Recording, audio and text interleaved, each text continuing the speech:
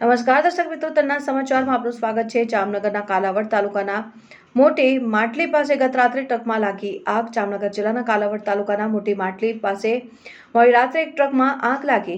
Kalavad Jamnagar highway ઉપર મોટી માટલી ગામ પાસે એક મીઠા ભરેલ ટ્રકમાં એકાએક આગ લાગી હતી।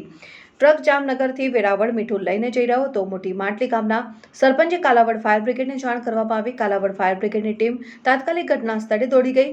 ફાયર બ્રિગેડ દ્વારા ટ્રક ઉપર લાગેલ આગ ઉપર કાબુ મેળવવા તજવીજ હાથ ધરી। અચાનક આગ લાગતા ટ્રકના ડ્રાઈવર અને અન્ય એક વ્યક્તિનો આબાદ બચાવ થયો। ટ્રકમાં એકાએક આગ લાગતા અફડાતફડી મચી। કાલાવડ જામનગર હાઈવે બંધ કરવો પડ્યો। ડ્રાઈવરની સૂઝબૂઝને કારણે કોઈ જાનહાનિ થઈ નથી।